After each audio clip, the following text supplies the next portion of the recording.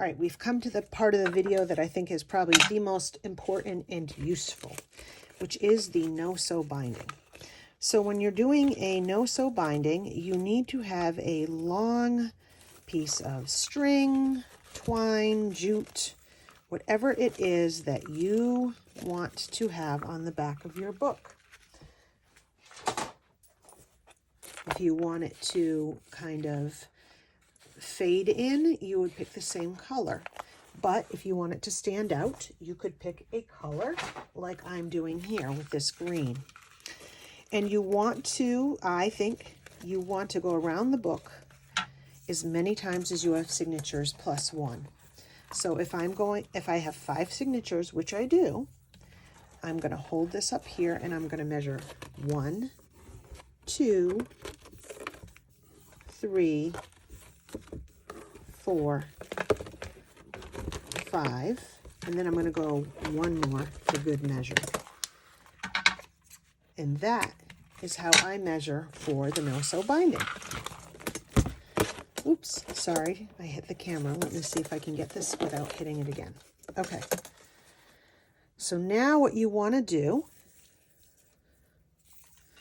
is I want to have a tail because I want to put a button on here.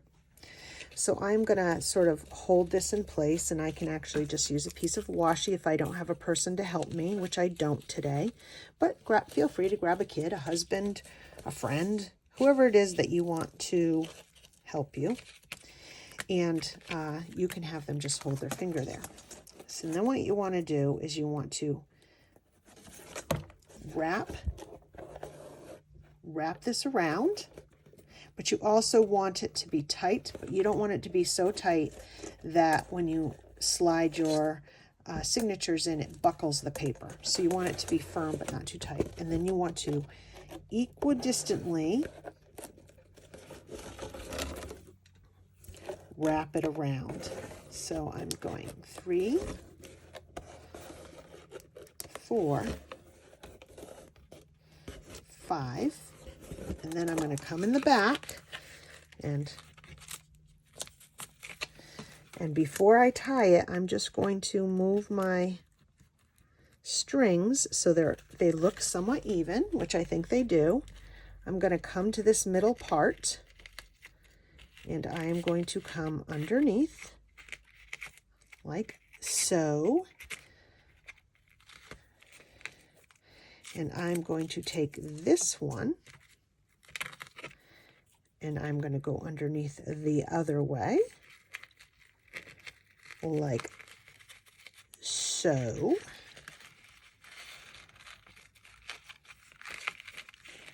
And I'm going to try to cross them so they pull on each other. Do you see how I cross them? And then I'm going to, they've crossed each other, so they're pulling on each other, see? I've taken the one I was holding on this side and gone under this way. I've ended this one and gone under the other way. And now I'm pulling on them. And this is where having a husband, having a friend, having a child, not a dog, but somebody to hold it is helpful. But no worries if you can't. And then I tie them like so. And spread them out. Okay? Pretty easy. And then inside, yes, you'll see I have 6 strings, and sometimes that happens. I guess I could have went 4 around, but I usually just use the 2 extra ones in the last signature. So then what you're going to do is you're going to load your signatures. And you load your signatures from the back. So you go to the center page, you come in here, you go kind of to a corner, and this is where you'll know if you've cut your pages correctly, because if your signatures are too big or if you're too tight, I told you were guaranteed flub ups with me. This is what's going to happen. So what I probably need to do is just cut down the signature just the smallest hair. Let me see if I'm going to run into this problem with all of them. I may not. I may put them on the cutting board and just trim them down just to make sure there's clearance there. Now, I'm glad it happened, because this can happen to you and you're going to be like, what do I do? You're simply going to, you only have 8 sheets in each one. I'm going to open them up, probably take 4 sheets, and just put them on my heavy-duty cutting board and just slightly trim them down.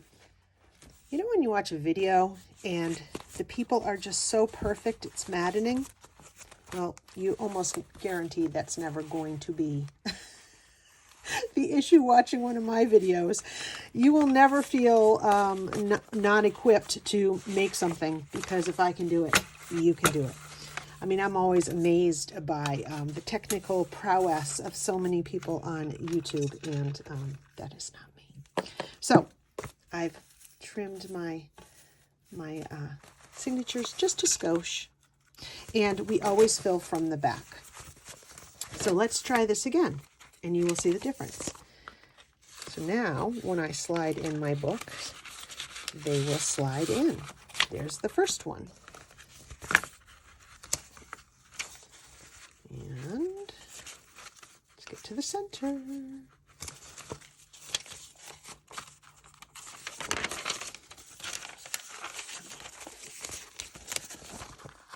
Here's the second one. And I go on an angle. It's just easier to pull through. And you just kind of want to wiggle them. Sometimes they have to. Sometimes they can get stuck, as this one seems to be. And you just take it slow.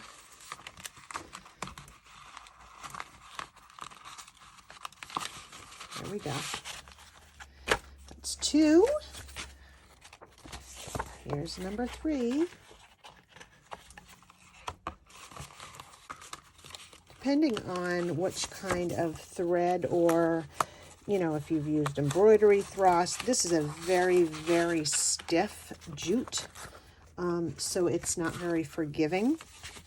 That's why I'm kind of struggling to get it through. But if you are, let's say, using something that's a little less stiff, it may have a little stretch to it, which may make it a little bit easier. But, you know, we're not talking very difficult. And then here's my last one. And even though it's not stitched to the spine, which is obviously the most secure way that you can bind a book, this is pretty darn sturdy, I have to say, especially, all right, so now, there we go. Especially if you've pulled it tight. So then I just, you know, kind of bend it in place, because I've kind of been moving it wonkily. There's the back. And look at, it's like, I wish I could show you, like I'm doing this, and there's like really nothing that that's keeping it out of place. So that's your no-sew binding. I mean, you can't get easier than that. And then the cool thing is that you can slip papers in and out of the binding.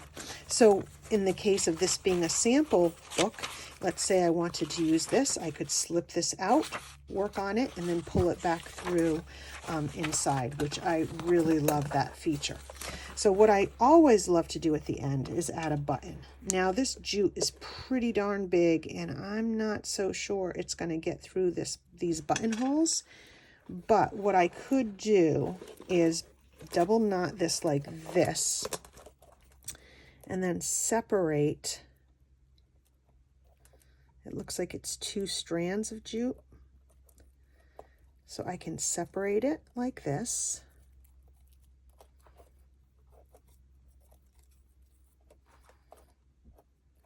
And that one strand will definitely go through the button. I really love that you can tie it. You can make this little like cinch piece higher or lower on your book. So if you're making a tassel, make it a little bit higher. And it's really just so forgiving. And I love anything that's so forgiving. So then I will undo this one, and I can decide if I'm going to cut the other little piece off. Let's see how that looks when I do this.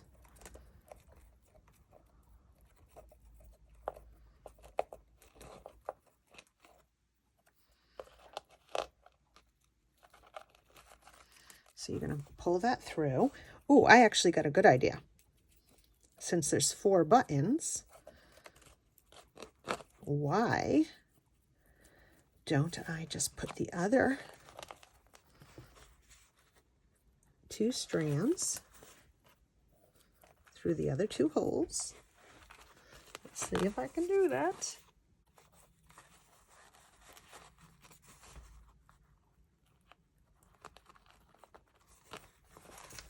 This one's trickier because it's on the bottom.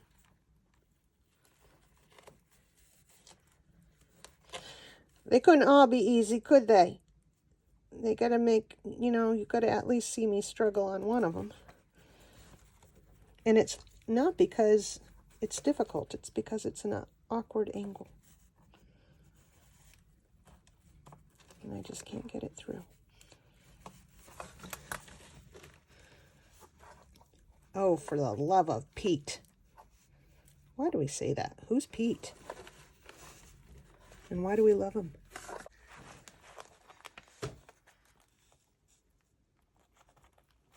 Yay! And now my dogs are gonna bark as I said yay. They're such goobers. All right. So then I can just like trim this. Or sometimes you can just put it back through. Yes. Am I actually going to get it back through? I don't know. I don't even think I want to try.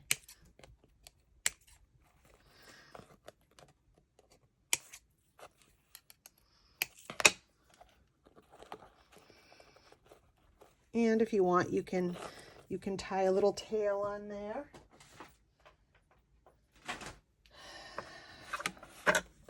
That looks a little messy. Ah! This unperfectionist has issues with certain things like that. I don't like things looking messy on the button. Oh, I'm just going to make it look a little neater. And this is where you can tie a tail to it if you wanted to put like a charm or something. You can just tie it here underneath, and that looks really cute, and you can tie something on. All right, so the last little bit is going to be this little guy. So what I'm going to do is I want him on the center. And it is hard to get something like this straight when there's lines that are not straight. You know what I'm saying? Like on this digital, this isn't supposed to be straight. It's supposed to be like on your desk, papers that are this way and that. But when there's straight lines like that and you don't line something up, sometimes it looks not straight. So I'm just going to have to do the best I can. And I'm going to have to be very, very generous with the Fabri-Tac. And I'm going to put the Fabri-Tac over the holes. See how I'm putting them over the holes? Just make sure you don't put it where the paper's going in. And just do your best to put it on, Michelle.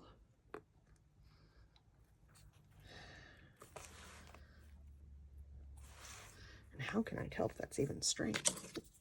It's very hard to tell if it's straight.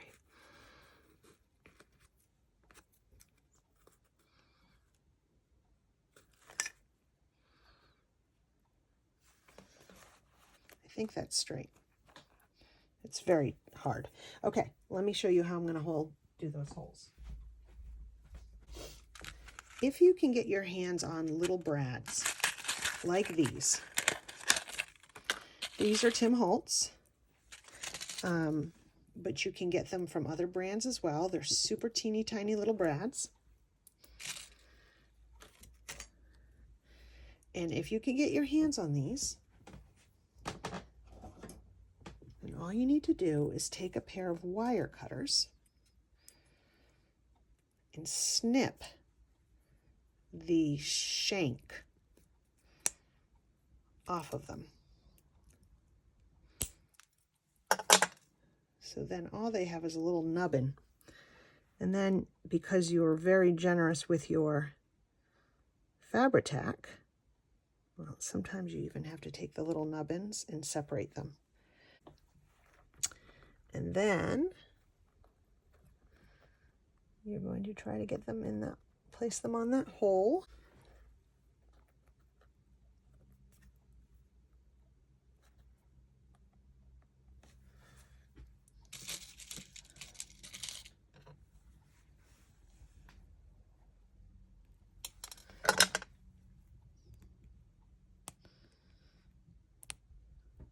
Hi, girl. My dog just walked in. She is trying to get my attention for some reason.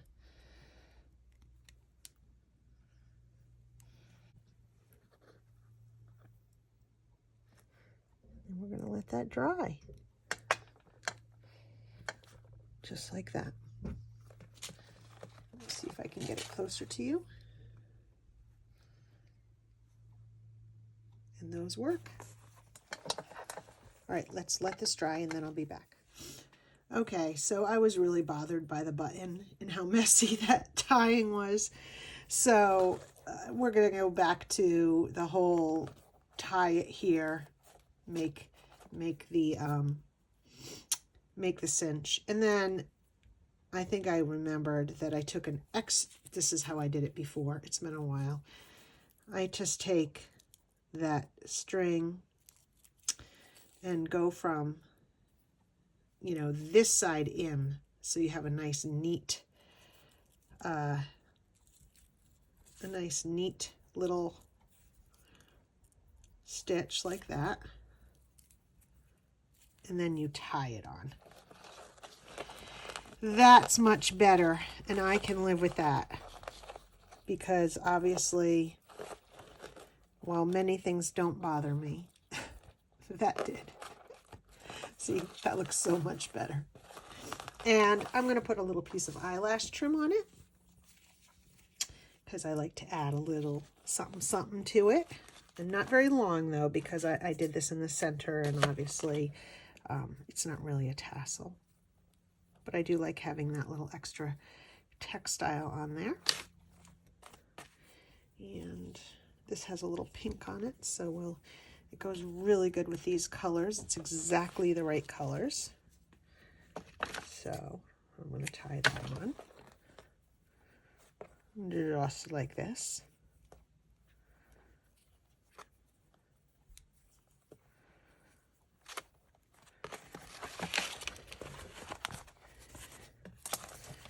All right, and I cut a little tag that I'm going to stamp samples on.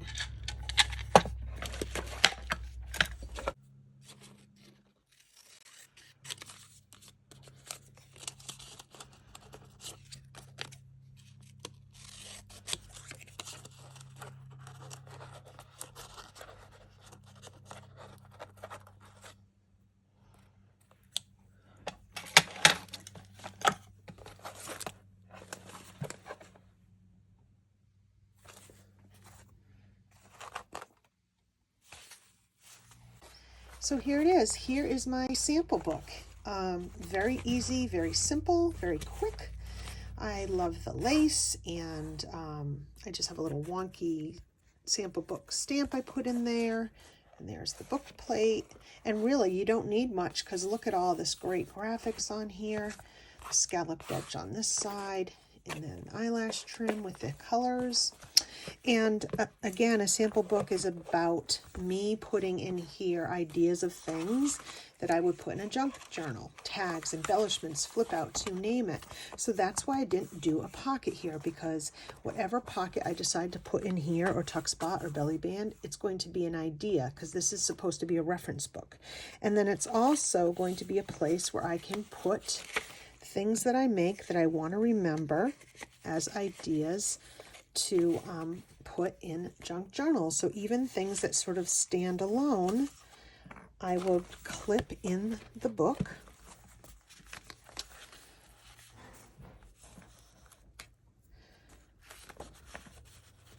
Actually, I'm going to swap those out. Because this is thin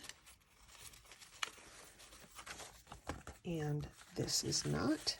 This is from Wendy, of Wendy's Journal Adventure. This was her idea with the Tracy Fox. If you watch the video, you'll be able to see. Here's a couple little embellishments that I made that I want to remember. So I'll be clipping that right inside of here in my sample book.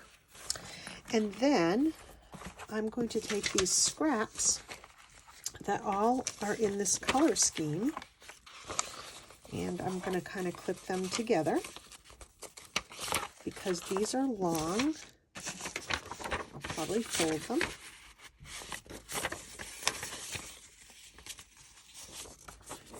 And I'm just going to take these scraps, since they're on the same color scheme, and that way when I work in this book, there'll be a cohesive feel.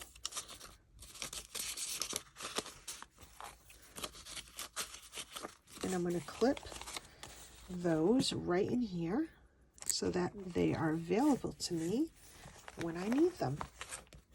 And that's it. That is the Cracker Box journal with a no-sew binding.